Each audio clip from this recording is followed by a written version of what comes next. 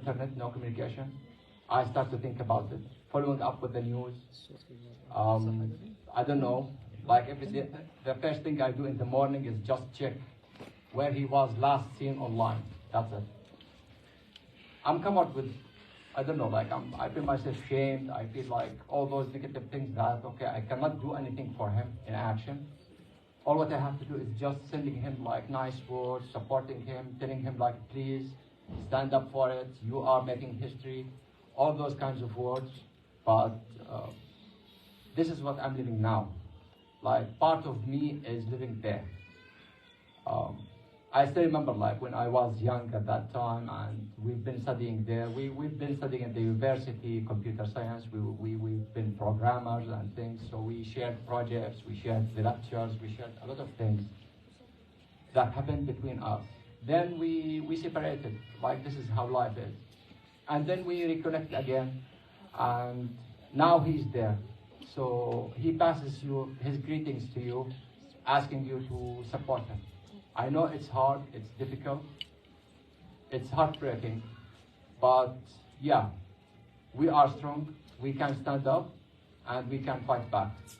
So this is the thing that I promised my brother Ahmed Ashur, who lives there in Farah with his family, that I will talk about him, and we want to spread his story. Ahmed is not one person in Gaza. There are 2.2 million people over there. Each one is a story. Each one is alive. Each one is a human being. And their stories has to be told. Unfortunately, like the narrative that those normal people are living there is not covered very well because of a lot of factors, a lot of things that is happening here and there. But by the end of the day, small efforts, small waves that started to become here and there, we can make something. We can create a big wave. And inshallah, we will have something, inshallah, in the future that changes all this sorrow that we are living now. All those heartbreaking stories that we have, inshallah, we will overcome it. And we will see, inshallah, a brighter future, not for us only, but for the next generation, those young people that are running around here and there, making fuss and noise and all those things. This is the future. They are the future. The young people who are sitting here also, you are our future. Okay, so we want to build this future based on a good understanding and a good everything. So the first step for us to start this future, we need to learn. We want to know the first steps, the actions, the step-by-step things we have to move so we can build this new future that we are running on now. Because I want to stress this thing a lot. Now it's unprecedented historical actions that we are seeing today. Those days are unprecedented. You cannot compare it with any war in the previous one. Not World War I, II, I don't know, like from before the AD, BC, whatever it is. So long time ago till this moment, no, it's unprecedented. So this is, I want you to start thinking about it like this way. Now it's a new historical era that we need to look for, and we want to learn about it, and we have to open our minds more and more to understand it and to start to build on it, inshallah. So as a first step, we want to talk about it. Now we have multiple factors. We have a lot of things that we can do. As a programmer, I can say, like we have algorithms. So we want to build our program based on step by step, one, two, three. So step number one is this. Step number two is this. So those things are like this gathering here. We are sitting here now, inshallah. It will be a start. This is step one. But step two now, with our sister Sahar, inshallah, she will talk about the political action on American decision making. This is where we live. This is the country we are living in now. And besides the military action is number two. Number one is the political decision. So we want to have an influence about the political decisions that are made, not just here in the United States, but anywhere else. Because the politician He is the one who guides the military to tell them do this and do that. Why? Because he has a sort of mathematics, let's say like it's a mathematics. He has some sort of calculation, some sort of ideas that he wants to accomplish based on this military action that he is putting on the ground. So based on that one, our sister Sahar, inshallah, will start to talk about the political actions. I am sorry, maybe I don't want to talk a lot, but I want to leave the ground on the floor for you, Sister Sahar, to start to talk about it. Jazakumullah khair.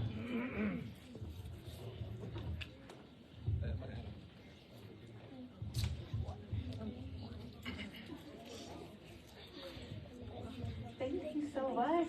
It's such an honor to be here. I've been here several times before. We used to have the Council on American Islamic Relations office here, and it's an honor to be back. And I think I love the adults, but I think I want to talk to the young people for a little bit, a couple quiz. Yeah, that's right. And just quiz you guys a bit, you know?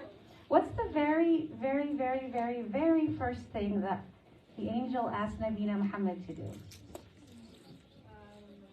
Yes? Yes. Did he ask him to watch TV? Did he ask him to play video games and drive his mom crazy? I know what it means. I know what it means. What does it mean? Well, Dr. Nabil taught us this. Yeah. And he said, read the things around you, read the stars, read the moon, read the things around you. Exactly. And so one of the things that's really important to realize of the word iqra, which means read, recite, think, analyze, debate, is that Allah told us to use our minds. If you notice that, Islam is a very intellectually sophisticated religion. So Allah didn't say believe in me right away. He said understand why you believe in me and search. What are some of the names of Allah? Okay. Me? Oh yeah. You see, you have it. No, you with the headband. Oh, Al-Sahlany. Hi, yes, Al-Sahlany, exactly. Which means in English? The one who it's kind of like the person who's watching, but I don't know how to word it. Yeah, like yes, you know it? Al-Khaliq, yes, the designer, the creator, yes. One of my favorite names is Al-Adil. Does anybody know what Al-Adil means? Yes, you. It means the person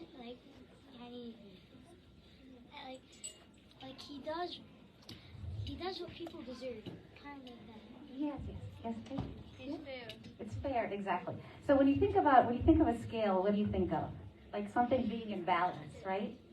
Yes, you over there? Me? Yes. Like a thing here and a thing here and Exactly. Everything that the Holy Scriptures teach us and all of the traditions these are books, roadmaps to justice.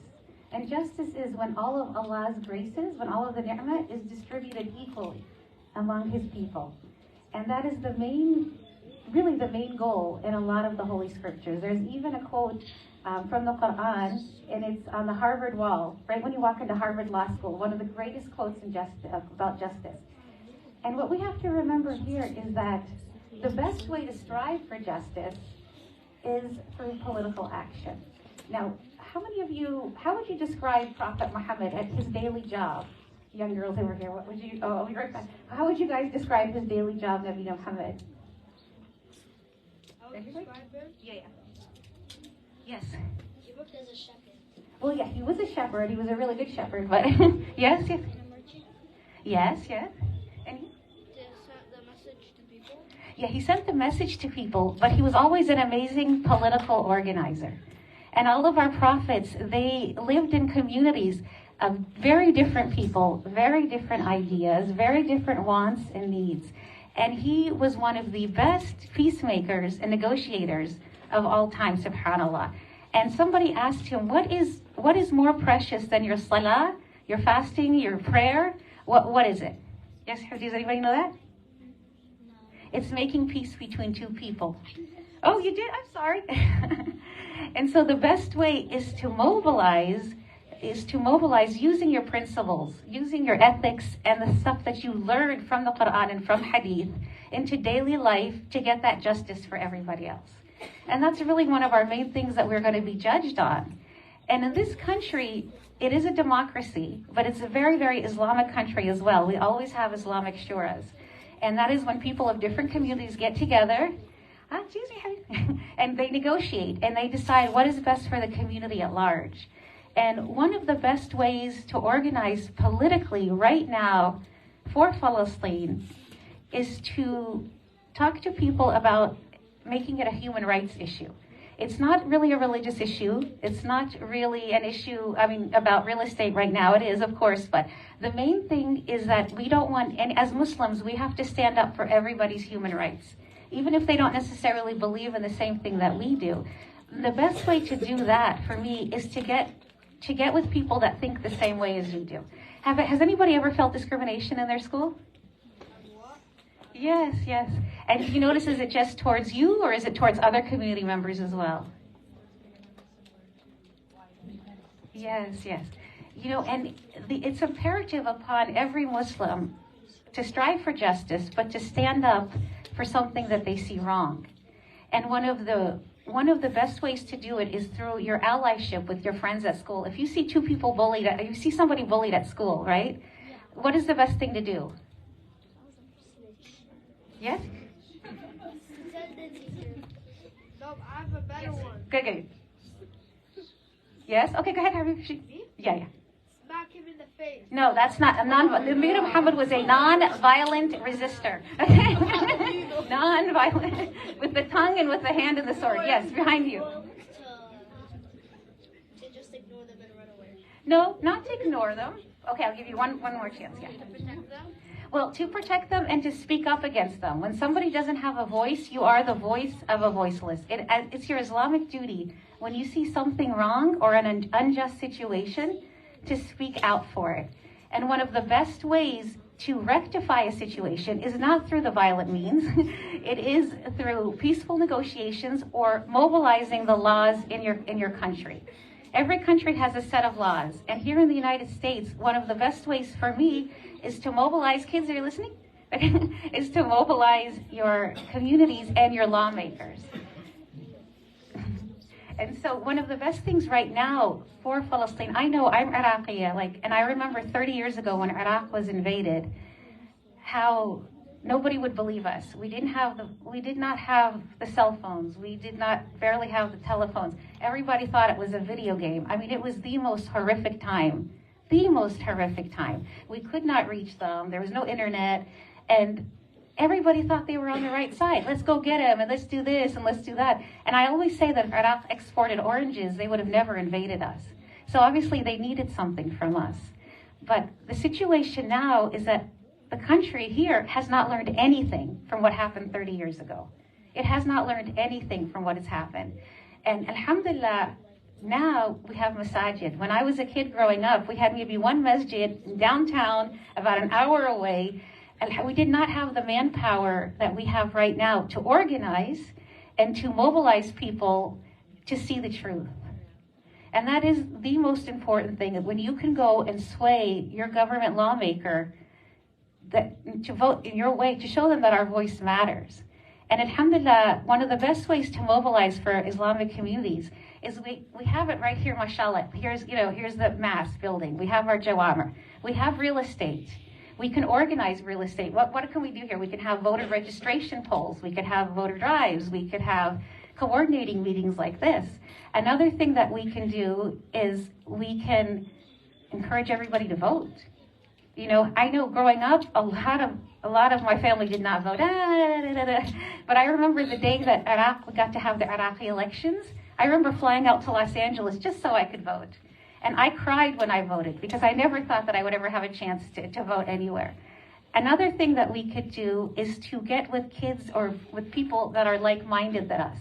There are several other marginalized communities right now that are in such support of Palestine. I think most of the people that I've seen at these demonstrations were not necessarily just Arab or Muslimin. The people that have mobilized are our allies. And does anybody know what an ally is? Companion? Sort of. Yes, yes. Like basically somebody that helps when anything happens to you? Yes, yes, somebody that stands by you in good times and in bad times. And that's a very Islamic thing as well.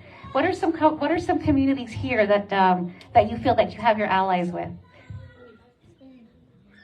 The Spanish? Yes, yes. Anybody else? Yes? Oh, sorry? There are other Muslim groups, absolutely.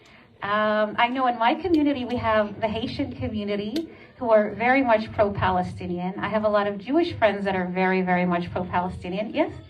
All the time, because Allah's always with us. Exactly. Well, Allah is our biggest ally. Yeah, takbir. Go ahead. Very good, mashallah. But one of the things is when you start getting people to work for one single cause, what usually happens when there's more than one voice? The voice is amplified. Exactly. People start to listen. So right now, if I would go, just say I live in Rockland County, and we have a little coalition. We have a lot of the Caribbean community, and we have a lot of the Central American community. And we also have a lot of the Hasidic Jews that are very much against what's going on right now. We have a lot of churches that are very, very much pro-BDS, that have lobbied for BDS, that also have their manpower. Another thing that your house of worship has is your manpower. How do you think we got the Eid holidays 10 years ago? It was basically every auntie sitting at a bodega getting signatures. So we have young people like you guys that we can put to work. I love young labor. We also have the older people. We have people, some people can donate money, some people can donate time, some people can donate resources. But we have to remember that at the end of the day, the best way for us to get our voice across is to align with our allies and to use our resources for good. And it is a priority, and I'm very proud of every single one of you guys for being here today. I can't tell you, I've gone to so many places, and the chairs are empty. You know, just you being here shows your conscience and shows that you are willing to fight for Allah. How can you organize with allies? Yes? You say like the same thing they say, and you fight by them? Well, you know, there's something called, so example, why are kids bullied sometimes? I know. Why?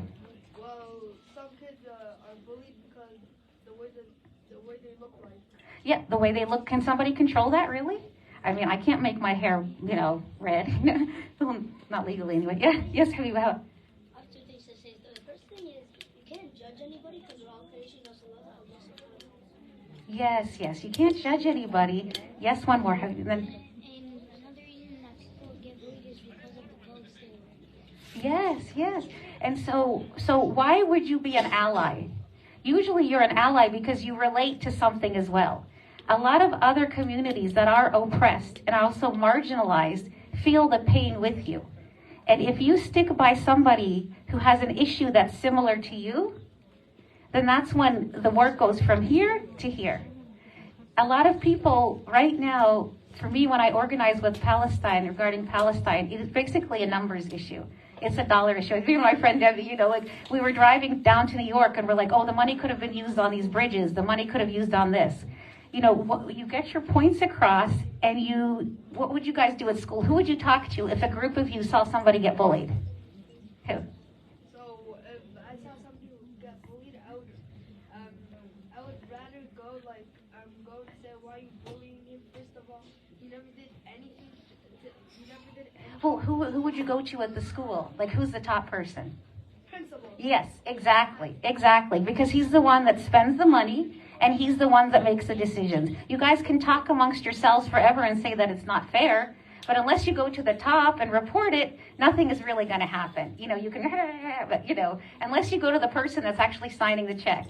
And what a lot of Muslim communities fail to do is to lobby their public servants, our local officials, our congressional officials.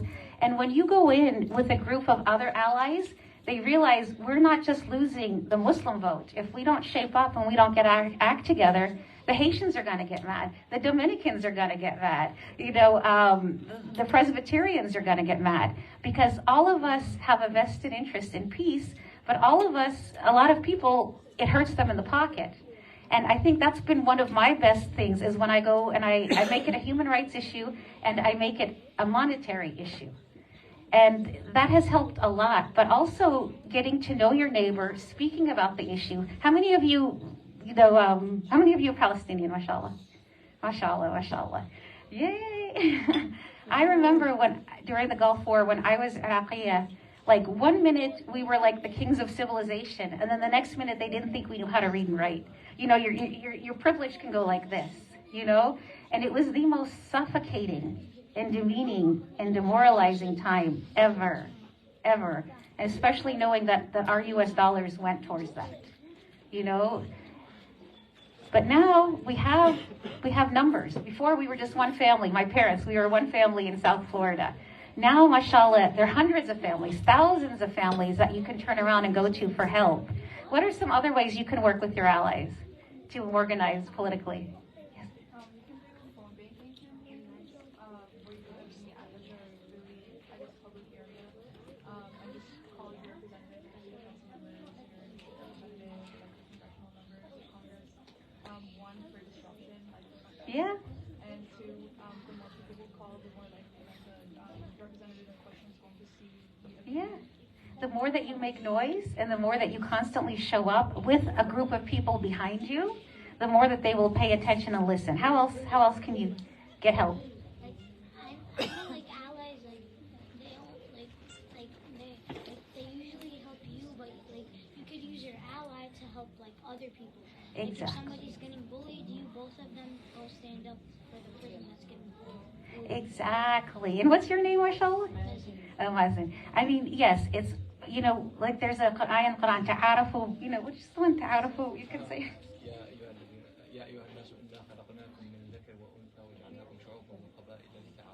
Yeah, ta'arafu. And there's one, ta'arafu bit-taqwa, and so cooperate with each other in righteousness and piety, but do not cooperate with each other in treachery. And I remember, yes. The most important thing in this situation is the hadith upon Rasul alayhi salatu wasalam. Ansur akhaka zaliman am mazluman. Oh, yes. Stick up to your friend. Either he's like, you know the meanings of it. Yes. Right? Yes. Yes, if something is adil or not adil, that's the basic thing. The basic thing. I remember, and we always have to remember, Imam Ali alayhi salam said, people are of two kinds in this world, your brother in faith or your brother in humanity. And you have to stick up for them. But the ways to do it in this country is we have to learn the laws, and we have to learn the tactics to maneuver the laws to fit our agenda. And that's not always the easiest thing for us to do, because that's the thing we're probably least interested in as Muslimin. A lot of APAC, a lot of other organizations, they teach their kids to lobby on Saturday school at the synagogues. From 8th grade, from 6th grade, they take them up to Albany and they teach them lobbying. My uncle, who's an imam, says, difa is a form of ibadah. If you go and you lobby for something, he's even said, if you miss Jum'ah prayer, but you are lobbying for somebody, that's okay, Sahar. If not, you better be here, So it's always coordinating and organizing. But the most key thing that you have to understand, when you ask for help from other communities, you have to remember to show up for them. Because you never ever know who will be your ally, ever. And that is, Islamic, it's reciprocity with Islam. And what other things can we do right now to help mobilize? Like 2 or 3 ideas, and then I'll give you my, yes. We'll just quite literally make noise. So tomorrow there is a protest. Yeah, protest is holy. There's a theology of protest. Oh.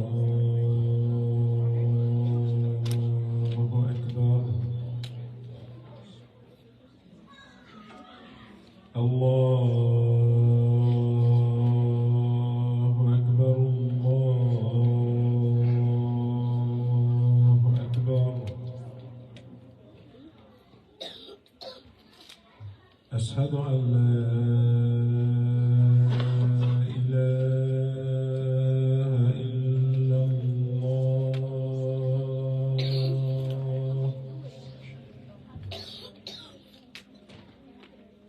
أشهد أن لا إله إلا الله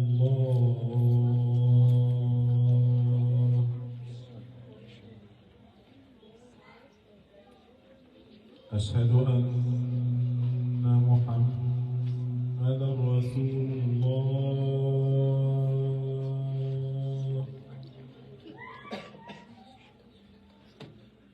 أشهد أن محمدا رسول الله.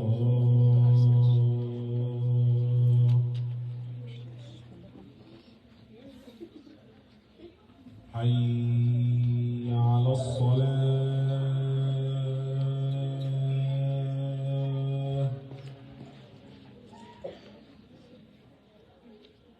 حي على الصلاة.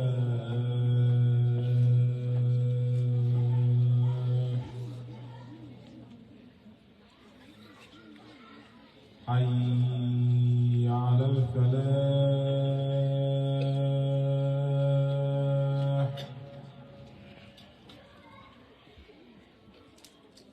حي على الفلاح.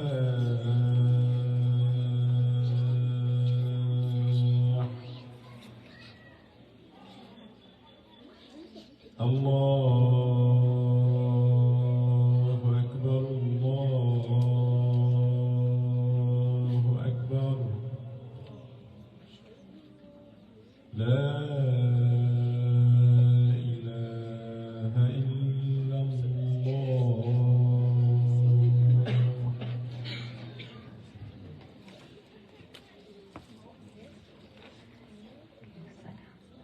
Yeah. So we were discussing some ways that you could coordinate for advocacy. What are some Islamic organizations or political organizations that you can turn to if you need resources? CARE, Council on American Islamic Relations. There's websites on BMAS, absolutely, mashallah. A lot of the, one of my best organizational tool has actually been Jewish Voice for Peace. If you go to their website, they have detailed things on what you can do. Yes? Well, a protest, definitely, to make noise, get people's attention. And the main thing, whenever you do disrupt something, you do protest, it is to sway their opinion. It has to always be followed by action items. And I think that's what a lot of times we as Muslims tend to not continue the final stretch, is kind of clinching the deal, like in real estate, and not knowing our power. Imagine if like 4 masjids from Queens and 5 masjids from White Plains and 15 masjids from LA all kind of had the same meeting and all went to Washington the same time. The more visible that we are, the more people see us.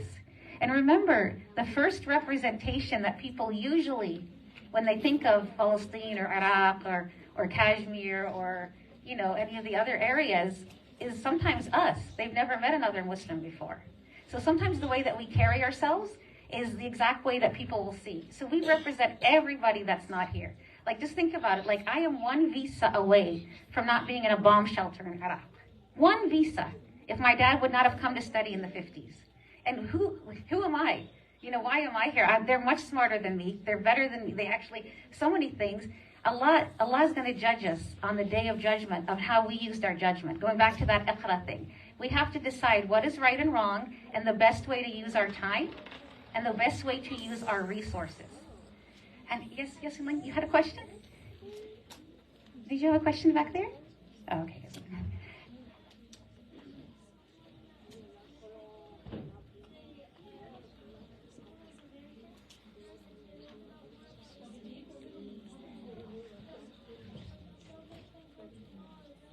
Well, that's Allah's decision. I really can't. I don't know if what Allah does, on the day of judgment. That's Allah. Only Allah knows.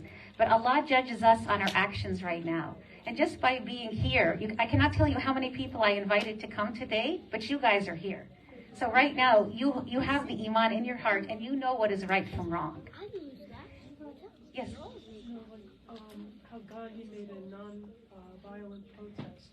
Why don't you pull a Gandhi in Palestine? It's more immediate and it's more eye-catching to the world. Well, why don't you destroy all the oil that they want? Just destroy it so that there's nothing to fight over. Well, one of the things when fighting a war in Islam is you cannot destroy natural resources or habitats. But the best way to mobilize for Palestine right now is here. Our relatives in Palestine right now are in Rafah.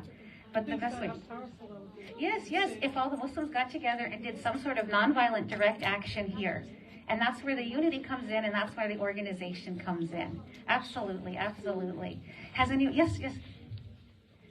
believe the most important thing in this country is votes. Yes.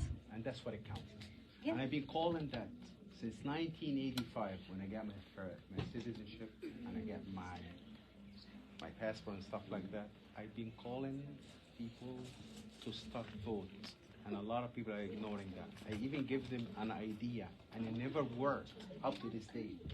I told them in each state how many counties, let's say in New York, you have Queens, Brooklyn, Staten Island, Bronx, this and that.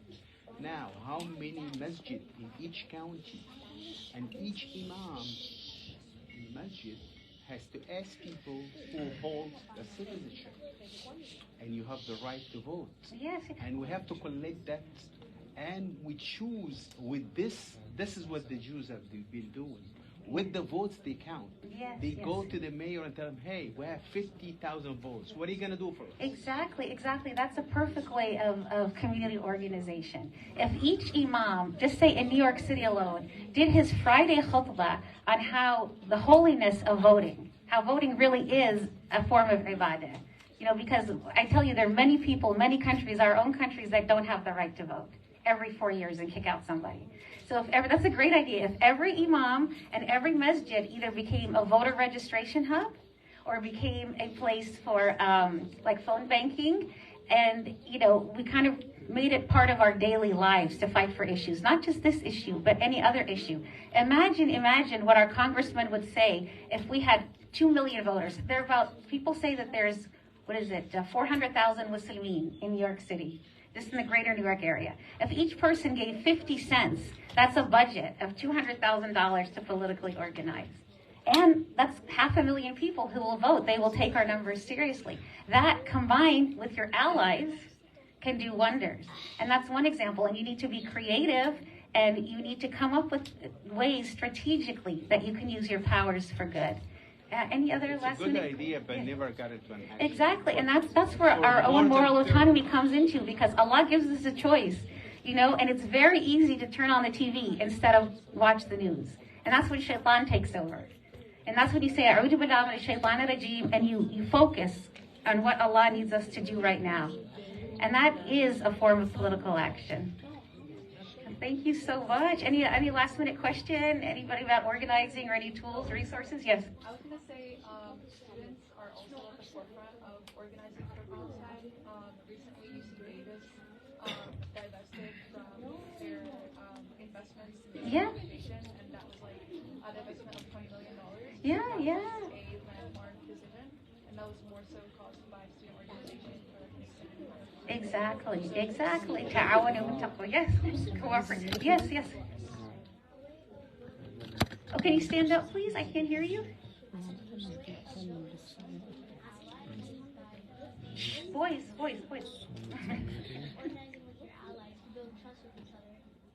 Yes, absolutely. Sometimes your friend and your neighbor is closer than your relative 2,000 miles away. I'm going to end with one really, really quick story, just so everybody knows. In the work that I do as a human rights advocate, in the last 7 or 8 years, I have gone to Ferguson, Missouri for Black Lives Matter. I have gone to Standing Rock with the indigenous.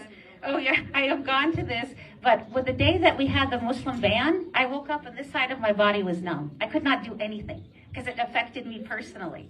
And all of a sudden, I started getting texts from Margaret farm workers, people from the Standing Rock Indigenous community, Chief Arville, people from other places. They're the ones that stood up for me when I was down.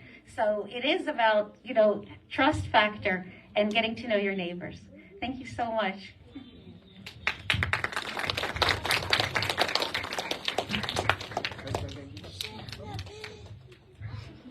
Excuse you. Jazakumullah khair, Dr. Sahar. Thank you very much for the nice words, your interaction here. And as everyone knows, and I want to stress what Dr. Sahar says, that the first step to start our actions on the ground, that we have to build our allies and our political track, that we want everybody to hear us. Keeping silent, to stay alone, it's not the way to say or to show the people that we have the right to do 1, 2, 3. We have the right to stay alive. our brothers and sisters in Gaza, in Palestine, not just this area, but all around the world. Anyone who is killed, he's a human being, no matter what is his color, no matter what is his religion. And the main goal of us as Muslims is to stand up for justice. This is it. We want to stand up for justice. And justice can be defined, it's not arguable. So we want to stand up to have this kind of justice that is, you cannot argue with me about justice. No, that's not fair, and we want to have justice here. So it's a hard way, and it's not an easy way to establish justice on earth. Allah subhanahu wa ta'ala in Quran Kareem, in Surah Al-Rahman, He said that. He said that at the beginning of Surah Al-Rahman. Al-Rahman علم القرآن. He taught us the Quran. خلق الإنسان. So first of all, there is something you have to learn, and then He created us as humans. And then he talked specifically about this kind of justice, that you have the ecosystem, you have this universe around us, it's all running in harmony. Now we as humans, because we have the power of choice, we have to stand up for justice. The way our religion or our Islam, our ideas, whomever he is there, it's a nature in us as humans to look for justice. So we want to stand it up, and the most important part is how we present our justice system. So this is the question. We agree that okay, we want justice, that's it. But how we implement this justice, this is the question now. And this is where it comes to run on the ground. And this is the part I would like to talk about. But after we build, as Dr. Sahar started to talk about here, is after we build our political track, our political way, our political voice is start to be here. Now we want to have our حي على الصلاة حي على الفلاح قد قامت الصلاة قد قامت الصلاة الله أكبر الله أكبر لا إله إلا الله.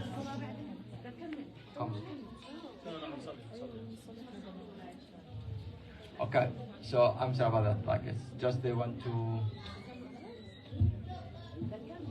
So that's the voice over power. So that's the call for the Iqama, and we have to respond to the call, you know. So we're gonna pray inshallah and come back. Sorry for this. Jazakumullah khair.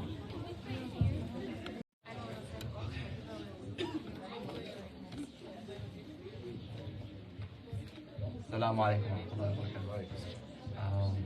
Okay, we are coming back. May Allah accept our prayers, our prayers, inshallah.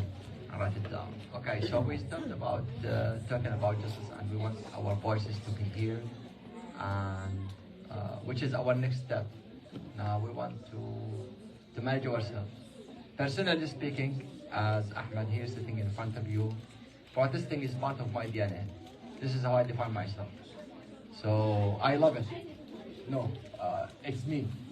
Protesting is me, literally. Because it's the only way till this moment I can find it that it is the way that I can make my voice heard. I can raise the words, I can say whatever I want to do it. Based on my background, in my country, we are not allowed to have protesting. We cannot protest peacefully. Here, luckily, we have this freedom. So I enjoy it. This part of DNA that is hidden inside of me came up. So I went to protest in Washington, D.C. for the two of them. I went there. I was fulfilled even. And I saw the amount of anger of all people, all races that came up to protest. Because what they are saying and what they are seeing is not natural. It's not normal. It's not us as humans. We human beings are beautiful creatures. We are beautiful creatures, literally. And we are not supposed to do this to ourselves, to our brothers. We don't, I don't know who say it, like either we live together or we will kill each other as stupids. That's it.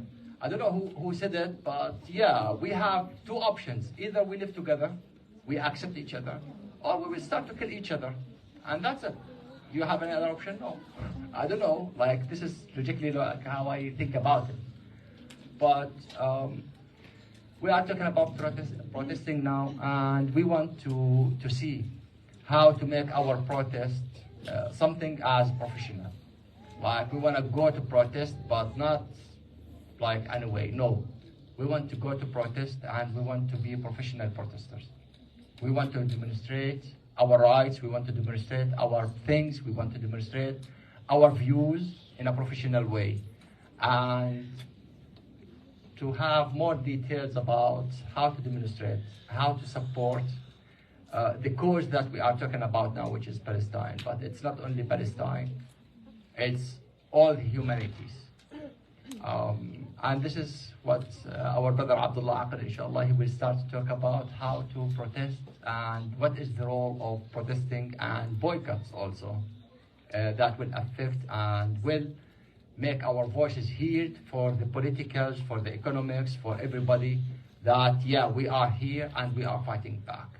Brother Abdullah, I leave the floor for you. Jazakumullah khair.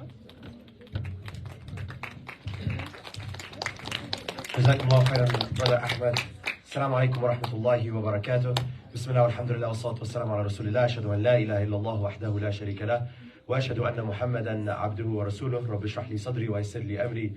Wahlul 'uqdatan min lisani yafqahu qawli. I will first start to Brother Ahmed that if you are interested, tomorrow inshallah there will be a protest taking place in front of Duzan at 1 p.m. And it started, nothing against Duzan. Duzan is great. I plan on going to Duzan right after. It's just a good starting location. So inshallah we'll be starting there at 1 p.m.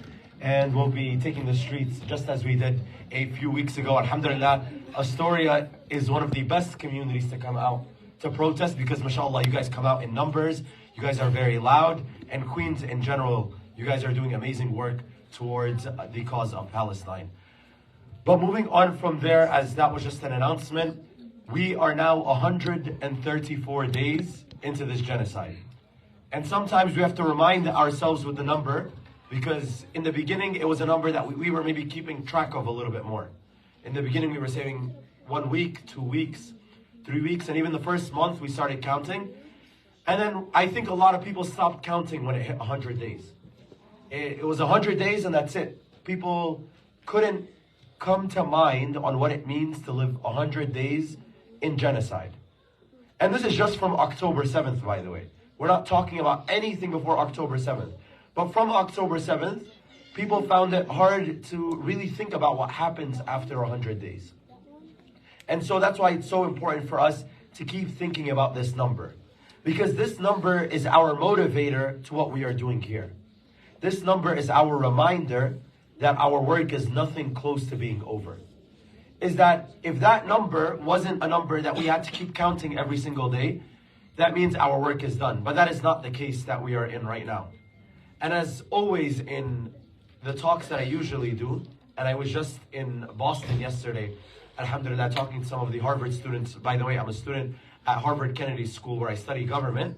And in that university, alhamdulillah, as many of you guys have seen, Harvard is under a lot of suppression by the administration so they could stop talking about Palestine. But alhamdulillah, the students came together and made it very clear that you take one of us out, you're going to have to take us all. And the students came together in hundreds and really had the Harvard University take a step back. And so this was just a reminder for a lot of us. If we just look at Harvard, before zooming out, Harvard was a great example of what it means for when students come together and protest.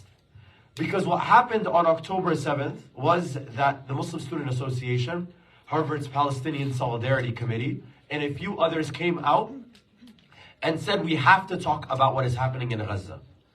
And they were going to put out a statement in just 3 organizations together. But what we realized right at that moment, it was October 10th at the time when we were putting out a statement, is if we put out a statement just as 3 organizations, just as Harvard Muslim Student Association, Harvard Palestinian Solidarity, and Harvard Jewish Voices for Peace, if it was only the 3 of us putting out a statement, they were going to take us out. We were going to be a group of maybe 30, 35 students that the university can suspend us all, one shot. No one would even hear about us. So what we did was, we said, let's delay our statement It doesn't have to come out on October 10th. We said, let's bring it out on October 12th. And from October 10th to October 12th, we brought another 50 student organizations on board. And that meant over 1,000 students on Harvard University saying, you take one of us out, you're going to take us all. And that's when Harvard came out on the news and many people saw it. The university president eventually sat in front of Congress. And even the university president, even with the Zionists coming for her, when they asked her explicitly in front of Congress, are you going to suspend students that say from the river to the sea?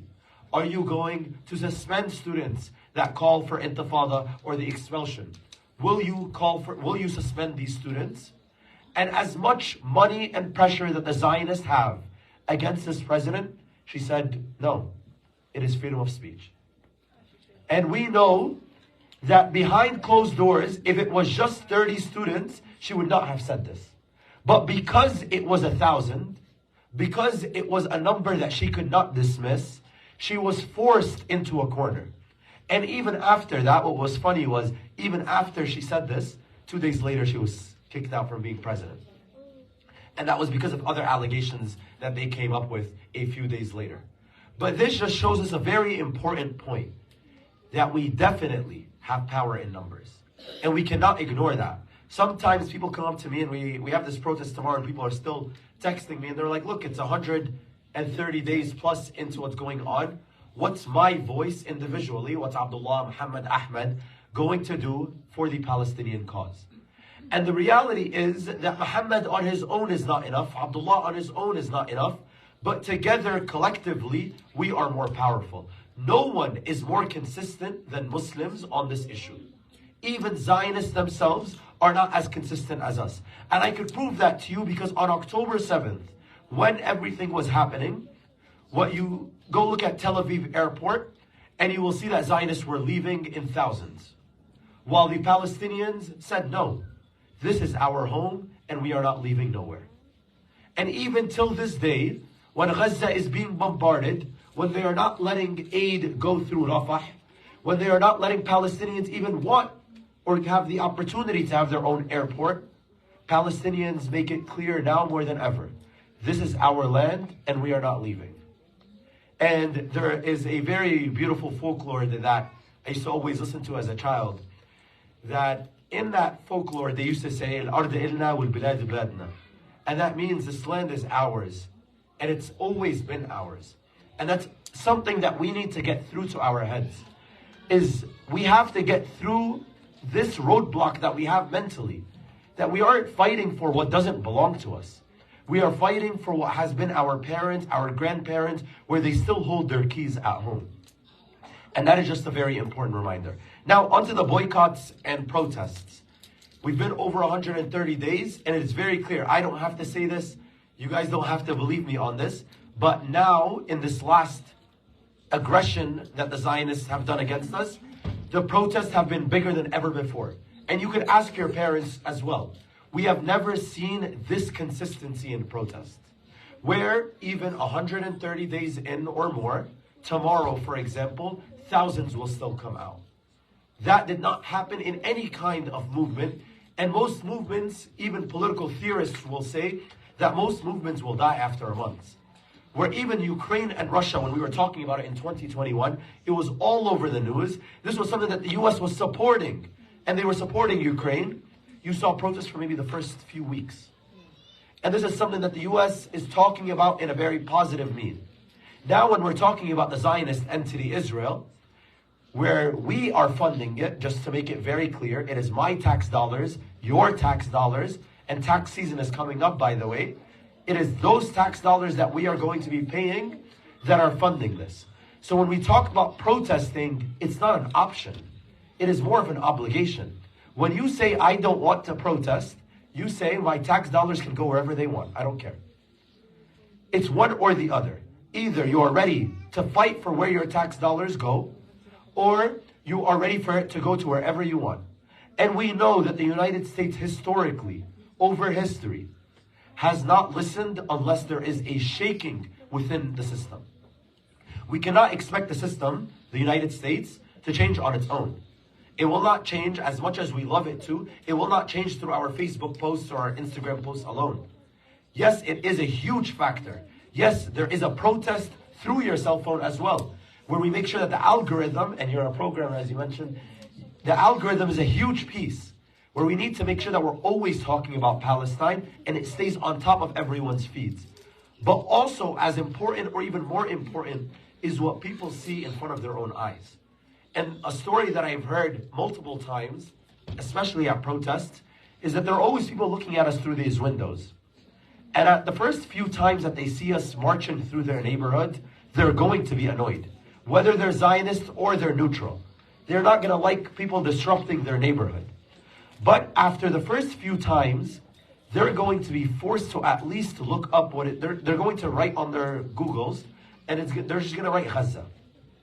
And I promise you, even with all the media that is going on right now, they become a supporter of the cause. Because if I write Gaza on my phone right now, there is nothing that I am going to see, even if I just go to images, that I see places that have been bombed to ashes, that I see children's arms being ripped off. And so regardless, at the core of protests is that you are getting people into the cause. Another level of these protests is that you are shaking the system. The system, New York City on its own, forget the United States, forget New York State, New York City on its own sends millions of our city tax dollars to Israel. New York is the only city in the entire world that has a police department. New York Police Department is stationed in Tel Aviv. And even in their last conference, they just had a conference a month ago, the NYPD, they said we receive hourly updates from the NYPD in Tel Aviv. What does that mean to us? Am I okay with a police department, with a city that takes my taxes to support the killing of my brothers and sisters in Gaza? And I guarantee that there's no one here that can be okay with that. And so because of that reality, we have to be very vocal with our New York City, especially our elected officials, especially those that vote to make sure that our money goes there. Eric Adams, for example, is the mayor of New York City, and we know very clearly that Eric Adams has said that he wishes to retire in the Zionist entity. He said it very clear that I wish to retire in Israel. And we know that very clearly, Hochul as well, New York State Governor Hochul has made it clear as well that we will be supporting them regardless. And even a few days ago, she made a statement that she even had to apologize for from how crazy it sounds. She said, if someone were to attack Buffalo, what were we to do? We were going to annihilate them. And we are going to make it very clear, and I've said this multiple times, and I have no problem saying it. I've said it in mass centers, so I know it's not a problem in mass centers, alhamdulillah. But I condemn those that condemn October 7th. If you come out and you say, I condemn October 7th, then I condemn you. Because there's no way you are going to come after 75 years of ethnic cleansing, of genocide. Because the genocide did not start on October 7th. You are not going to come after those 75 years and tell me that people fighting back for their own land, that resistance isn't justified. That's not correct. Not in any means, not even legally. In the legal sense, the United Nations gives permission to an occupied territory to fight back, and that resistance is legal. So even if people want to come for me in any other sense, legally, Palestinians have a right to fight back for their own land. That is at the core of it. Now that we cleared that up, 75 years of genocide, 75 years of occupation means that we have an obligation before October 7th to start fighting back, to start making our voices loud. I know that a lot of us might have just started going out to protests after October 7th. But the reality of it is we should have been coming out much earlier. That there would have been a chance that the genocide that is happening right now, that Palestine could have really been free earlier than where we are right now if we were louder. And that is something that we have to recognize as an action item for us right now. Is how can I make sure that Palestine is free within my lifetime? Yes, we say that as an aspiration, we say that as a dream, but we say that as something, as a reality that we dream for. And yes, we know that fate and qadar is with Allah subhanahu wa ta'ala. But at the same time, we know that we have to tie our camel and then leave the rest to Allah. But I see people sometimes coming up and telling me that they are not going to tie their camel and they are just going to leave it up to Allah subhanahu wa ta'ala. And we know from the beautiful hadith of Rasulullah sallallahu alaihi wasallam, where Rasulullah sallallahu alaihi wasallam tells us, "Man ra'a minkum munkaran." Perfect. Whoever of you sees injustice, change it with your hand. And Rasulullah sallallahu alaihi wasallam was very intentional that he did it in order. He said, change it with your hand, then change it with your tongue, and then at the lowest of faith, and Rasulullah sallallahu alaihi wasallam made that distinction, is at the lowest of faith, hate it with your heart. And a lot of the time Muslims, and we know even ourselves at some point, we jump to hating it in our heart without doing anything with our hands, without doing anything with our tongues. Even though this is an order of Rasulullah sallallahu alaihi wasallam. He didn't tell us if you are able to, if you would like. He told us as an order, "Man ra'a minkum munkaran." So if you see it, you do this. And so how many of us are jumping to that third option?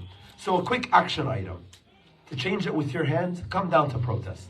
Make a sign. Even if you're not going to come down to protest, send me a text message, Abdullah, I made 10 signs. I will come pick them up for you and I will put them at the next protest. Because at least I know that you did something with your hand. If you are not going to do something with your hand, you are not able to.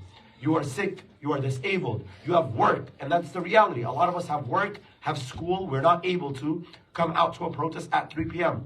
That's fine. Are you doing something with your tongue? Are you educating your co-workers? Are you even talking about Palestine in school? Because I could say for myself, maybe a few years ago, I was scared to talk about Palestine. Because it was something that even maybe our parents told us, you might not want to bring up right away. You might get in trouble, or you might find someone that bullies you. Because we know that Zionists are everywhere. And so it was something that we might have been not ashamed, but something that we were scared to talk about. But right now that we've matured a little bit, are we talking to our friends and family about Palestine? Is it something of an active conversation? And in school, are we talking about Palestine? And when the news comes up, and we see this all the time, we're sitting in a room, the news comes up, people are like, oh, it's so sad what's going on in the conflict in the Middle East. And we just hear it and we just let it pass. Just because we're too ashamed to get involved. We're too ashamed to correct people on it's not being a conflict, it's not even a war. It's a genocide. And we're not going to accept any other definition. It is a genocide where over 30,000 of our brothers and sisters have been murdered, that even, and I could say this very clearly, even if a ceasefire is announced this second, people will continue to die. Because the hunger is unprecedented. People will continue to die of hunger. People right now, our brothers and sisters in Palestine, that are under the rubble of buildings that might have collapsed a month ago, might have not been found, and might have not been counted in that 30,000. And I'm saying a month ago. That's because they don't have the equipment to lift up the rubble to see who's underground. And so when we say 30,000, we know that the number is much higher. But just because I have a short amount of time, and please let me know when I'm running out.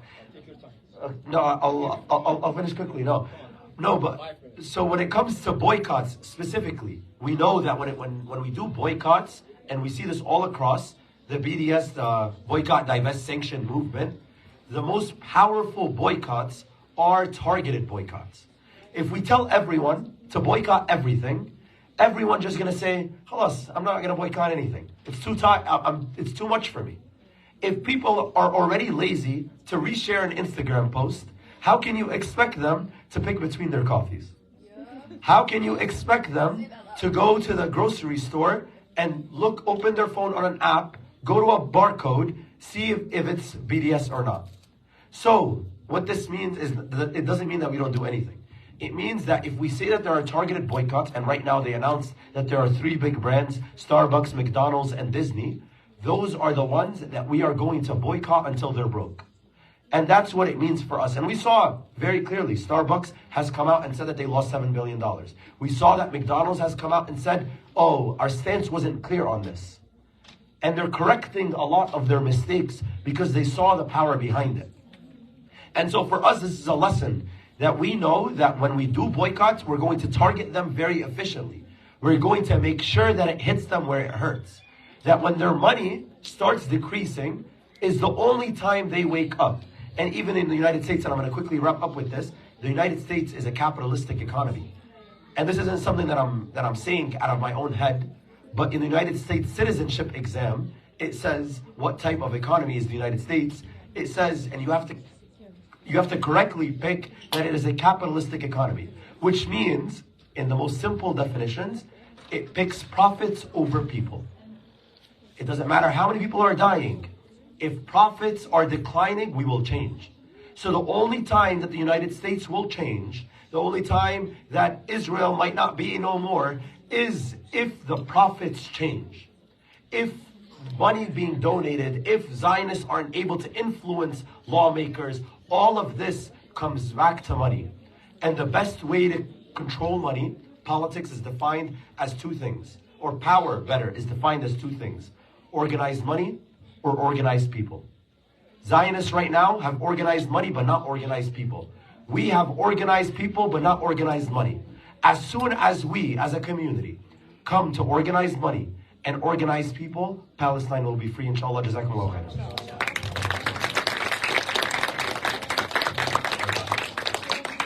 Jazakumullah khair, Brother Abdullah. The last words are the most ones that influenced me. Thank you very much, Jazakumullah khair, for these words. And yeah, boycott is a powerful weapon that we as people can do it. A lot of people were asking me like, okay, what we have to boycott? Okay, let's do it as minimum as possible. Like, you just know some kinds of brands that, yeah, they are 100% supporting. Their money is covered with blood. I won't eat blood. I don't want to see a food, a very nice packaged food, and I'm eating it, and it's covered with the blood of my brothers and sisters. Not just in Palestine, but anywhere else. Like those bullets, this dollar, this 10 cents, this dime, this whatever kind of money they are taking from you, I know it's not controllable. We cannot control it. That's definitely done. We cannot control it. We don't know how this money is going. It's a mysterious way, like where is the tax money is going, how it's moving. We don't know. Nobody knows. They made it like mysterious in purpose. And that's obvious. We don't need to declare that the sun is up there or whatever it is. Or today, now, if we go out, you won't find anything because the sun has set. But by the end of the day, boycott is a really powerful weapon that we can start with. We need to educate everybody around us that we want to start to boycott.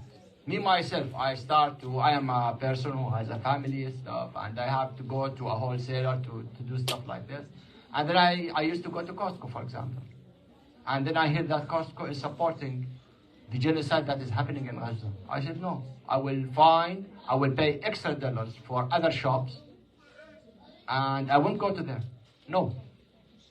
So I started with those small steps. Those small steps will start to have an influence. Those small waves will start the big wave. We will create that tsunami that will change the world. Starting from here. It's just, I'm not asking anyone, because we are paralyzed, literally. We cannot send money, we cannot send food.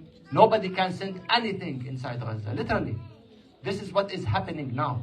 Yesterday, just from Turkey, I think one of the humanitarian organizations in Turkey, they said, okay, we will send a ship, like they will fill a ship with aids, everything, and they will go there, and they want to break the siege that is happening now in Gaza. And they are sacrificing their lives, because they will be bombed, literally. It's not easy. It's not easy.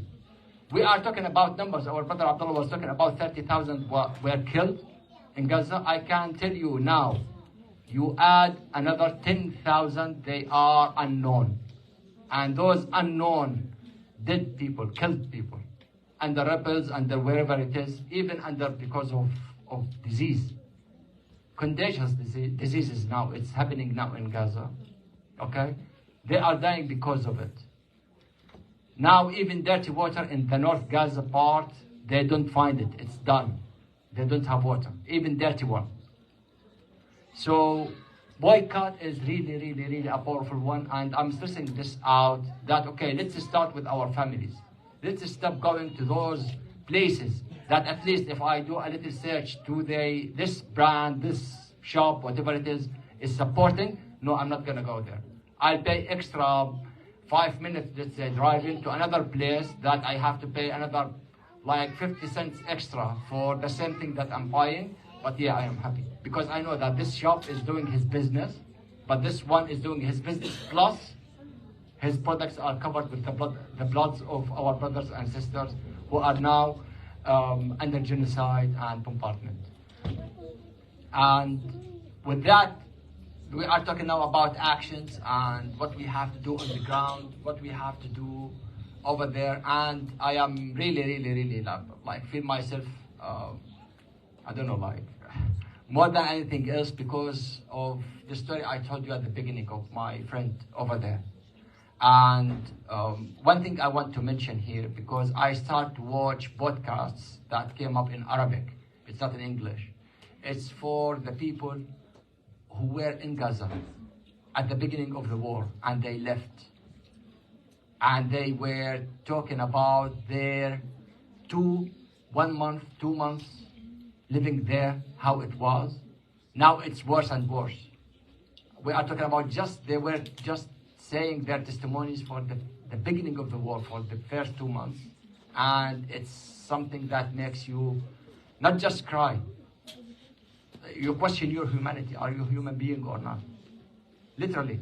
Unfortunately, like, this is the thing that I don't know, like, how to translate those testimonies, those podcasts from Arabic to English. Maybe the people who are working there, maybe they will translate it to English or like a kind of subtitles, whatever it is, to mention what is happening over there.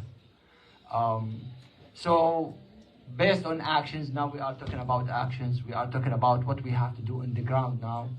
It's our beloved Dr. Nabil who will start to show us like steps. We are developers in this life. We are building step by step waves that we will start to build it, inshallah Rabbil Alameen, for the future. And one of those steps is, as Dr. Sahar started with, and then our brother Abdullah did, now we are building something on the ground, and this is what we are going to talk about in details with our beloved brother Dr. Nabil. Please, the floor is yours. Thank you so much. I'm happy to have the floor. You all seated, right? Alhamdulillah. Thanks, Sister Sahar. May Allah reward you on the political support for Palestine. And thanks, Brother Abdullah, for speaking about the protest. You feel the tone in Brother Abdullah's voice from protesting? You feel the voice from protesting? You feel the voice? You feel the tune? Yeah. MashaAllah. May Allah reward him and may Allah accept from him, inshallah. Okay, we spoke about actions all today, right? And we spoke about history yesterday, right? But let me tell you something that is very honestly. Palestine is very special. Palestine is the crown and is the degree of success of this ummah. That this ummah got full mark. Which means that this ummah will never gonna get Palestine until we get to the full mark of doing this for only the sake of Allah subhanahu wa ta'ala. Because Allah subhanahu wa ta'ala have said in the Quran, وَلَيَنْصُرَنَّ اللَّهُ مَنْ يَنْصُرُ. So only if you were to do everything you do, whether it's political, whether it's boycotting, whether it's like protesting, whether whatever the action you do, whether praying, whether inviting, speaking to others, reaching to people, doing banners, if you're not doing this 100% for gifting the victory for Allah subhanahu wa ta'ala, supporting this religion, having a full belief that this is for Allah subhanahu wa ta'ala, reviewing your intention, your goal, your target for Allah subhanahu wa ta'ala, nothing's to come. I will start with something that's very simple. This book is written by Dr. Raghib Sirjani, okay? This book is what? Palestine Wajibat al-Ummah. Palestine, the responsibilities of the Ummah. He wrote in this book 1135 ways, positive ways to support Palestine. 1135 ways. The first thing he started to write in this book, he said, there is major responsibilities on all the Ummah, and there is the part that I'm here to speak about, which is the responsibility for the youth. Okay? The major thing that's for the Ummah to do is we all need to return back to Allah subhanahu wa ta'ala. Because I always question myself. if it was only Gaza, if this ummah were to be only Gaza, they will be getting the victory on October 7th. Way before October 7th, because the sacrifice they did, the amount of struggle they have been through. You know who's delaying this victory on them? Us. Us. Because Allah subhanahu wa ta'ala, when He looks at the ummah, does this ummah as a whole deserves to have this crown? Deserves to have the Aqsa? This ummah only had the Aqsa twice in the history. After the death of the Prophet sallallahu alaihi wasallam, in the era of Umar ibn al-Khattab. After Umar ibn al-Khattab established the system, established a whole nation, put the rules, build a shopping center, put the rules for everything, set the standards for the ummah, have a whole government system. And then he sent to the army, and he were to say to the army that make sure you're doing this for the sake of Allah subhanahu wa ta'ala. He sent to Sa'd ibn Abi Waqqas, to say this to the army, that we do not out people in numbers, but we fight for the sake of Allah subhanahu wa ta'ala, and that's how Allah subhanahu wa ta'ala supports us.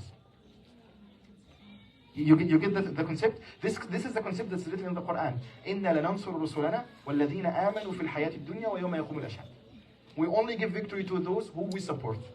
But you might question yourself, up to how much we will be struggling to get in this? Okay, there is this, imagine the pyramids of Egypt. The base is all the ummah. The base is all the ummah. And the more we go up, the more people are out of these quantities. Allah subhanahu wa ta'ala have said in the Quran, what? حتى إذا استيأس الرسل وظنوا أنهم قد كذبوا جاءهم نصرنا. We will be keeping testing people, making ibtila, making the people suffer, struggle, until we know exactly where they fall.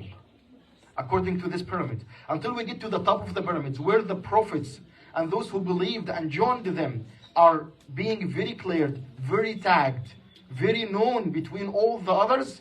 Now we will send the victory on those. Nuh alayhi salam was getting the victory all alone. Nuh alayhi salam, Allah subhanahu wa ta'ala flooded the earth with water. He was all alone. Musa alayhi salam was all those who believed in him. He was by the sea. And Allah subhanahu wa ta'ala split the sea when he said, Kalla. When he had this firm belief that Allah subhanahu wa ta'ala is there, and Allah subhanahu wa ta'ala is the one who's going to give him the victory. Now we ask ourselves, is our aqidah, is our belief in Allah subhanahu wa ta'ala, do we know Allah subhanahu wa ta'ala the way we should know him? One of the characters of the believers is this, okay? وَالَّذِينَ آمَنُوا أَشَدُّ حُبًّا لِلَّهِ. Those who believe, they love Allah subhanahu wa ta'ala the most. How would you love Allah subhanahu wa ta'ala the most if you were not regular in praying? When you hear Allahu Akbar, it's Allahu Akbar. It's Allahu Akbar. That's how believers are. When Allah subhanahu wa ta'ala is the greatest, it fills all your heart. You leave your house for pleasing Allah subhanahu wa ta'ala. You come back from work, getting your income from halal, so you feed your family from halal, so you're pleasing Allah subhanahu wa ta'ala. You move day and night, pleasing Allah subhanahu wa ta'ala. I will tell you one simple thing. The money that will be spent, we were speaking about organizing money, right? Do you think that Palestine will be freed by haram money, by a money that's not pure halal? Do you think your son, when he leaves his house and everything, he's dressed, his food, the way he's dressed, the way he speaks, is not the way that pleases Allah subhanahu wa ta'ala? And we all know that everything goes back to this root. إِنَّ اللَّهَ لَا يُغَيِّرُ مَا بِقَوْمٍ حَتَّى يُغَيِّرُ مَا بِأَنفُسِهِمْ. I'm going to ask you a very simple question. Allah subhanahu wa ta'ala will give us Palestine tomorrow. What are we going to do with it? Are we ready to take it? Are we ready to serve it? Are we ready to keep it? Are we ready to take responsibilities of it? Are we really deserve it to have it? There was many people before us. Did more than what we have done. But Palestine is not for Gaza. Palestine is not for Daffa, the West Bank. Palestine is not for Egypt. Palestine is for the whole Ummah. When the whole Ummah becomes the Ummah of Allah subhanahu wa ta'ala, Allah will give them Palestine. And why? Because Palestine is the gate for the heaven. Remember the story of the Isra al-Mi'raj we were just speaking about it the last month? This is the gate of heaven. When we're connected to the gate of heaven, that means Allah subhanahu wa ta'ala is pleased with us. So Allah subhanahu wa ta'ala gave to us His gates on the earth to Him subhanahu wa ta'ala. He gifted to us. But when we're not pleasing Him, when we're doing everything for us rather than Allah subhanahu wa ta'ala, the way we dress, the way we speak, the way we do every single action in our life is not for Allah subhanahu wa ta'ala. And we do know that Allah subhanahu wa ta'ala has said in the Quran, إِنَّ اللَّهَ اشْتَرَى مِنَ الْمُؤْمِنِينَ أَنفُسَهُم وَأَمْوَالَهُم بِأَنَّ لَهُمُ الْجَنَّةِ. Verily Allah subhanahu wa ta'ala have purchased from all the believers their money and their souls for the sake of pleasing Allah subhanahu wa ta'ala. So where you are from this? Unfortunately, with all this amount of sacrifice, with all these people who are dying, it's not going to be free. The Quds won't be back.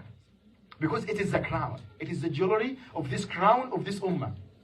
Unless we all get back to be this much, believing in Allah subhanahu wa ta'ala, knowing that it is for Allah subhanahu wa ta'ala, doing everything to please Allah subhanahu wa ta'ala, it's not going to happen. So the first thing for us is to return to Allah subhanahu wa ta'ala. What does it mean to return to Allah subhanahu wa ta'ala? Ramadan is coming. Ramadan is coming. And Ramadan is the perfect image of yourself. Because the shaitan is not there, the food is not there, all the temptations, all this shahawat is not there. It's only you and Ramadan. It's your mirror image. It is who I am exactly. Now you cannot say it is because of the shaitan I did this. No, it's you. This is who you are. And Allah subhanahu wa ta'ala has said in the Quran, وَنَفْسٍ وَمَا سَوَّاهَا فَأَلْهَمَهَا فُجُورَهَا وَتَقْوَاهَا قَدْ أَفْلَحَ مَنْ زَكَّاهَا وَقَدْ خَابَ مَنْ دَسَّاهَا. It is who you are. Allah subhanahu wa ta'ala created you, gave you what is going to benefit you and what's going to hurt you. Now you have the choice. Are you going to take this to the next level, or are you going to take this and step down? It's up to you to decide that. Inshallah. So to the next level. And the verse we have decided today, we were saying, speaking about it, Ar-Rahman, علم القرآن, خلق الإنسان. It's Allah subhanahu wa ta'ala who have sent down this Quran, and then we came and the Quran is there. How much we're matching the Quran. How much we're living the Quran. How much we bring the Quran, the way we breathe, the way we think, the way we do things in our life. How much we are having this Quran as a way of life. The Quran have been sent to be a way of life. It is what to do, what not to do. You know, there is this chapter in the Quran called Al-Anfal. If you were to speak it, you feel like this ayat of the Quran have been sending right now, representing this situation in Gaza, explaining to you why it's raining. It will explain to you. وينزل عليكم من السماء ماء ليطهركم به ويذهب عنكم رجز الشيطان وليربط على قلوبكم ويثبت به الأقدام. I want you now to picture this, recall this picture in the back of your mind for those two babies who are sleeping in the tent while the tent is so flooded with water. Picture it in your head. And let's get this ayah together. Allah subhanahu wa ta'ala, I know you asked me to slow down, but I cannot slow down. It is the energy, okay? So Allah subhanahu wa ta'ala has said in the Quran, okay, وَيُنَزِّلُ عَلَيْكُم مِّنَ السَّمَاءِ مَاءً لِيُطَهِّرَكُم بِهِ. He sent down water from heavens. Why? So He can purify you from it. Imagine those people, you know, how Allah subhanahu wa ta'ala can tell these people, I'm with you. He's going to send this water to touch their body. So Allah subhanahu wa ta'ala said He's going to send down this water to touch you. Where is this water coming from? From the heaven. So Allah subhanahu wa ta'ala is saying to purify you with it. وَيُذْهِبَ عَنْكُمْ رِجْزَ الشَّيْطَانِ. And do not feel that the shaitan is there scaring you. No, Allah is touching you. This water is coming from Allah subhanahu wa ta'ala to touch you. وَيُذْهِبَ عَنْكُمْ رِجْزَ الشَّيْطَانِ وَلْيَرْبِطَ عَلَى قُلُوبِكُمْ وَيُثَبِّتَ بِهِ الْأَقْدَامِ. Remember the battle of Badr? The water was coming down to fix the foot of the believers. While for the disbelievers, they were slippery. They were falling from this water. So it is the same action, but how Allah subhanahu wa ta'ala makes it here and makes it here, it makes different. And that is just an example of how Allah subhanahu wa ta'ala sent victory. That's how victory comes from Allah subhanahu wa ta'ala. And now let me move quick to some of the points. Well, alhamdulillah, we're huge in number, right? We're huge in number. So we don't have a problem with the quantity. We have a problem with the quality. We have big problem with the quality. How much we offer from the night prayer? How much do we recite from the Quran? Do you recall this verse from the Quran? That Allah subhanahu wa ta'ala says, وَمَا تَكُونُ فِي شَأْنٍ. No matter what you do. وَمَا تَتْلُو مِنْهُ مِنْ قُرْآنٍ. And whatever you recite from the Quran. وَمَا تَعْمَلُونَ مِنْ عَمَلٍ. And whatever the action you do. إِلَّا كُنَّا عَلَيْكُمْ شُهُودًا إِذْ تُفِيضُونَ فِيهِ. That we are witnessing everything you do. We're overwatching everything you do. And then another ayah in the Quran where Allah subhanahu wa ta'ala speaks about the Prophet. Where he spent all his day in da'wah. Allah subhanahu wa ta'ala calls him in the night and He says, hey, wake up, offer the night prayer. It's not just action in the day. It is this 1 hour in the night that you get with Allah subhanahu wa ta'ala to say, oh Allah, I protest for you. You believe that the power of dua. By the way, planning is really good. Working is really good, but you will never going to get anything without praying. Umar ibn al-Khattab radiallahu anh, when he used to send the army, he said, I do not carry the burden of responding from Allah subhanahu wa ta'ala. If you were to be inspired to make the dua to Allah subhanahu wa ta'ala, Allah will accept. And a lot of things, by the way, you brothers and sisters, miss in your life because Allah subhanahu wa ta'ala doesn't want to give it to you, and because you don't make dua for it. If Allah wanted to give it to you, He will remind you to call for it. And that's why Allah subhanahu wa ta'ala has said in the Quran, in the end of the chapter of Al-Furqan, He said, what is the end of Surah Al-Furqan? قُلْ مَا يَعْبَأُ بِكُمْ رَبِّي لَوْلَا دُعَاءَكُمْ. What would make my Lord care for you if it's not for your dua? Very simple. What would make my Lord to care for you if it is not for your dua? Now you watch the TV for hours, and you just not for once to just go pray 2 rak'at, and these tears you spend it in these 2 rak'at, and you say, oh God, you need their situation. Oh God, just support them. Oh God, I'm here. I'm gonna do everything possible. I'm gonna pray the night. I'm gonna recite the Quran. I'm gonna fix my kids. I'm gonna eat from halal. I'm gonna do everything possible so I'm fit. I'm fit. You remember this water that was prevented from the nation of Prophet Musa because one of them was disobeying. Allah subhanahu wa ta'ala stopped the rain on them. I'm not speaking about the rain. I'm speaking about Al-Quds. The crown, as I said, this nation. The crown is this nation. After the unity of Sham, after the unity of Egypt, after everything back with Salah-ad-Din was able to free the Aqsa. The Prophet ﷺ died before to free the Aqsa. Only when Umar ibn al-Khattab opened Egypt and opened Damascus and united this area, that's how he got it. And that is the same thing they did in reverse in order to have the Aqsa. They took of Egypt, they took of Sham, Syria, and then it's here go. And by the way, they learn from the mistakes. So let's learn from our mistakes. When we step away from Allah subhanahu wa ta'ala, that's when we start to lose everything. Now what we can do as a youth? Change the narrative. Change the narrative. In every word there is a narrative. There is a narrative. There is like the people, when they speak about it in the future, this is what they're going to speak about it, and that's what they're going to say about it. Okay? When you change the narrative, go online. The algorithm allows only this post to reach out to 1% of people. If it's supporting Palestine, that is the algorithm. That is the rule. Only this post is going to reach out to 1%. We're 2 billion. So let's reach out to 1%. We're happy with that. Let's beat down the algorithm. Keep sharing, keep posting. Anything comes to you, keep working hard. Keep working hard, and that's your jihad. Change the narrative. You know, as the youth, what you can do. Keep posting, keep retweeting, keep doing things, keep inviting others. My brother was just reminding me, why don't we in Ramadan invite our neighbors to our house, and then we share with them our feelings about what happens with us in Palestine. What happens to our brothers and sisters. Let's share feelings. Let's open to others. We said to everyone here that we are ambassadors for Islam in this country. Are you happy with the way we, rather than our children, do things in this country? Do we truly represent Islam? Like if we were to represent Islam, those people will be flooding into going into Islam. In floods. Because this deen has no errors. This religion has no errors. But what do? We like mirroring them. The way they dressed, we do. The way they speak, we do. We don't do ourselves. We don't respect our background. We don't respect, Wallahi al-Azim. If you were to memorize one surah of the Quran and speak with it, those people, you will have those people in tears. And by the way, one of the strongest way to fix the belief of your children, you know those people who enter the Islam, to convert to Islam from Christianity or from any other religion? Let your kids know their stories. That's how you get his belief to be hardened.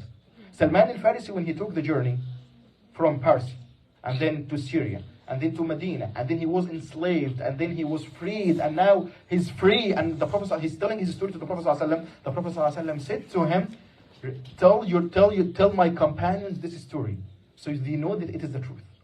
When people know the story of someone who converted, why? Because he knows this. So get your kids to watch them, and they will know how to speak.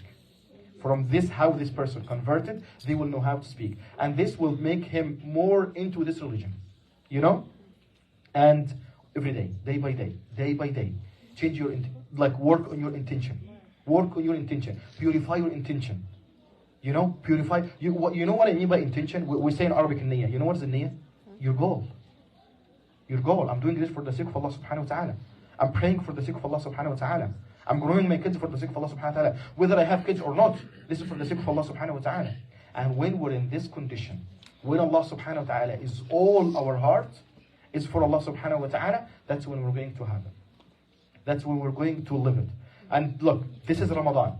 Your only, and your last chance until the next Ramadan to work on your nafs. Because after Ramadan, إني بليت بأربع ما سلطوا علي إلا لأجل شقوتي وعنائي إبليس والدنيا ونفسي والهوى كيف الخلاص وكلهم أعدائي. You know, I've been in a test with my life with 4 main things: Iblis, الشيطان, والدنيا, and this life, ونفسي, and my nafs, والهوى, and my temptations. How would I get out of all of this while they're all around me? It's Ramadan. It's only you and your nafs. It is this month that Allah subhanahu wa ta'ala is giving you to see who you are. How much life changed you. If you do anything wrong in Ramadan, it is this. And if there is only one thing going to fix you in Ramadan, it is the Quran. Imam Malik, I'll close with this. Imam Malik radiallahu anhu used to cut his fiqh lessons in the month of Ramadan. Imam Shafi'i used to cut teaching fiqh in the month of Ramadan. And he used to finish reading the Quran every single day. Every single day. Look, when your son is 2 years old, he mirrors you. So if you watch the TV, he's going to watch the TV. If you spend your time in your mobile phone, he spent his time in his phone. You know what I do when my son is 2 years old now? You know what I do when he sees me looking at my phone? He comes to take the phone. So you know what I do? I take the phone back and I throw it. You don't know how many times I throw this phone. And then you know what he does? He takes the phone and he throws it. And then he comes and he hugs me. He's just like, Dad, play. And then he comes, Dad, sit here. You know, they mirror everything you do. If you sleep in your back, they're going to lie next to you in their back, on their back. This is the kind of thing. So everything you do, they mirror you. Because they love you the most. They haven't been exposed to anything other than you. So make sure that you pray in front of them. You know, when you pray in front of them, like if you're a mother, you're going to find your son getting the prayer cloth, and he's going to dress them and he's going to pray in this cloth. They do that. They do. Don't wonder. They do everything you do. So make sure that when you behave in front of them, you're doing the right thing. I wish I can go all over them, but this book is in PDF online. You can all go and read it. But the most important thing is we need to return to Allah subhanahu wa ta'ala. And may Allah subhanahu wa ta'ala accept it from you, inshallah. Brother, should I make dua for Palestine and then you close, inshallah? Yes. Inshallah. Jazakallah khairan Allah. I cannot do it without asking you. اللهم إنا نحمدك ونستعينك ونستهديك ونستغفرك ونتوب إليك ونؤمن بك ونتوكل عليك ونثني عليك الخير كله نشكرك ولا نكفرك ونخلع ونترك من يفجرك اللهم إياك نعبد ولك نصلي ونسجد وإليك نسعى ونحفد نرجو رحمتك ونخشى عذابك إن عذابك الجد بالكفار ملحق اللهم ارحم إخواننا المستضعفين في كل مكان اللهم ارحم إخواننا المستضعفين في فلسطين وفي السودان اللهم إنهم جوعى فأطعمهم اللهم إنهم عطشى فأغثهم اللهم إنهم حفاة فاحملهم اللهم إنهم عراة فاكسهم اللهم تول أمرهم وارحم ضعفهم واجبر كسرهم وأحسن خلاصهم واشدد على أيديهم واربط على قلوبهم وثبت الأرض من تحت أقدامهم اللهم كن لهم عونا معينا وركنا ركينا وسندا متينا اللهم تقبل شهداءهم وارحم موتاهم واشف مرضاهم وآمن روعاهم وأطعم جوعاهم وأغث عطشاهم وتول ثكلاهم واحمل عجزاهم واكفل أيتامهم اللهم يا من عز جاره وجل سلطانه اجعلهم في جوارك وضمانك وأمانك دبر أمرهم وبارك جهدهم وانصرهم على عدوهم فإنهم لا يعجزونك اللهم هيئ لهذه الأمة أمر الرشد يعز فيه أهل طاعتك ويذل فيه أهل معصيتك ويؤمر فيه بالمعروف وينهى فيه عن المنكر وتتقى فيه حق تقاتك يا أكرم الأكرمين اللهم اجعل حبك غايتنا واجعل اللهم جمعنا هذا جمعا مقبولا واجعل تفرقنا من بعده تفرقا معصوما اللهم إنك تعلم أن هذه القلوب قد اجتمعت على محبتك والتقت على دعوتك وتعاهدت على نصرة شريعتك ووثق اللهم رابطتها وأدم ودها واهدها سبلها واملأ قلوبها بفيض الإيمان بك وجميل التوكل عليك وأحيها بمعرفتك وأمتها على الشهادة في سبيلك وآخر دعوانا أن الحمد لله رب العالمين. Jazakallah khair. Alright, so we concluded here, and it's not the end. This is the end of this nice night, this beautiful night, with those beautiful faces, with those beautiful smiles, with the powerful of the young people I'm seeing here. our future. You are our future, okay? And I hope, and this is my goal, like here to see all those young people here and there, either they are in primary school, middle school, high school, at universities, they are studying at colleges, they are working. I want those young people to be the people. You are the generation that will change the whole world. The first step I would like to, this message I want to deliver to our young generations that are here, is that we are coming to a new historical era. What we are living now is totally new. It's totally new. So we want to prepare for this new thing. We want to get ready for the next day. This is the hardest question now the politicians are fighting against now. Okay, we want to stop war in Gaza. What do you want to do next day? They have no answer. But we want to have an answer, okay? This is our first step to do it. If you are like, although like I didn't have, I decided to remove Mark Zuckerberg from my phone, totally, with all his apps, whatever it is. So all those social medias are not on my phone anymore. I'm sorry about that. But I got an idea for the people who are active on Twitter, on X, whatever it is, the platform they are working with, is that, okay, let's have a specific sentence that is written every day. Today is day number 134, genocide in Gaza. And you write a small message underneath it. Okay? Whatever it is, just let's do it every day. Let's do it every day. This is part of your browsing your phone. Unfortunately, like Mark Zuckerberg and all his products are not on my life, but okay. Anyways, anyone who has Facebook, Twitter, whatever it is, let's do this idea. It will change something. Let's have a hashtag. I don't know, like whatever it is inside this social media thing. That okay, we can break the algorithm because the content, the narrative of us as Muslim is narrowed totally. And I want to say last thing before we close up here. Palestine is not an easy place, and Palestine is a very complicated history. I've been around the world here and there, and they were asking me, where are you from? I told them, like, okay, I'm originally from Palestine, but I cannot stand up here for 5 minutes talking about the history of Palestine, because if I want to talk about the history of Palestine, I have to talk about the history of the world. You cannot find any single inch inside Palestine unless you can find someone who came up there, all around the world. So this land is chosen. This land is chosen, and it has a purpose. So I always keep saying, everyone, there is an actual occupier of Palestine, and there is an actual controller of Palestine, because who controls this land, he will control the world. I want to stick this in your heads. This is historically proven fact.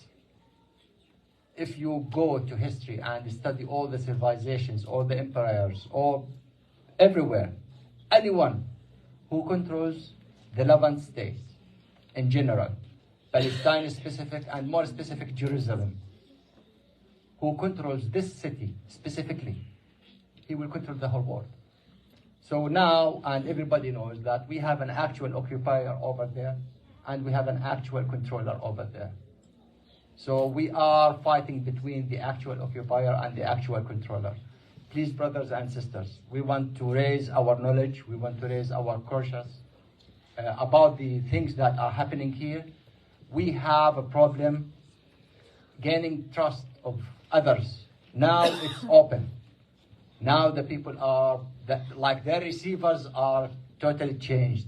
So they can accept, they can discuss, they can talk. Before that, no, you cannot. You don't have this ability to do it. And let's end up with this one. And this is my last words for you. Our future, the young people over here. And us, I consider myself as a young person also. So I will keep with you. We are here and there. We need to continue this fight, and we have to fight back. Jazakumullah khair. Thank you very much for your presence here. And inshallah, next time we will have another talk about it.